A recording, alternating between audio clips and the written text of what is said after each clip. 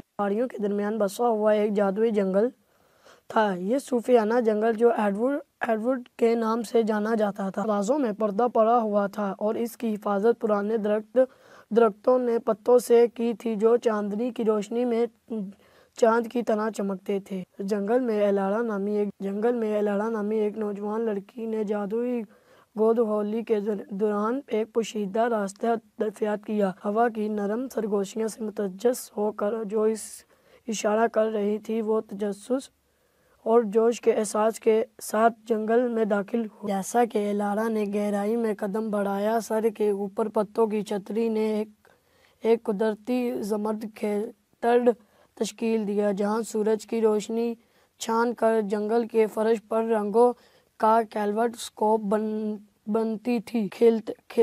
کھلتے پھولوں کی خوشبو سے ہوا موٹی تھی اور بڑھتے ہوئے نالے کی دور دراز کی آوازیں سحر میں اضافہ کر دیا۔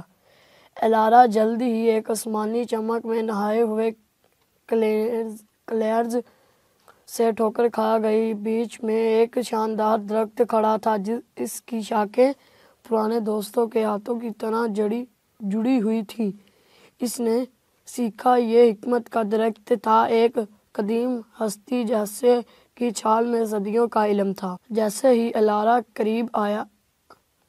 قریب آیا، درخت نے بولا ہوا زمانے کی کہانیاں، ہیروز اور مخلوقات کی کہانیاں بتانا شروع کر دیں جو کبھی زمین پر گھومتے تھے۔ جنگل ہنسی کی گونج اور پتوں کی سرسراہٹ سے زندہ ہو گیا، کیونکہ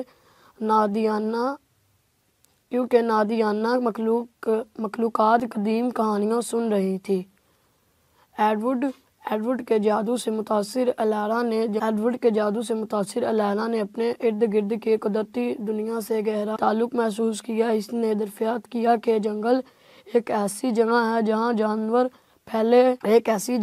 جہاں جانور پھیلوں میں بات کرتے ہیں اور نباتات میں شفا بھی کی خصوصیات تصور سے باہر ہیں۔ جنگل خود ایک محافظ تھا، فطرت کے نازک توازن کی حفاظت کرتا تھا۔ ایک دن جب ایلارا نے ایک چھپی ہوئی گیلٹ کی کھوج کی تو اس کا سامنا ایک زخمی افسانوی مخلوق سے ہوا، ایک تنگنے والا چاندنی کی الار اور آنکھوں میں جو ستاروں کی طرح چمک رہی۔ لونا نامی یہ مخلوق سیاہ جادو کے جال میں پھنس چکی تھی۔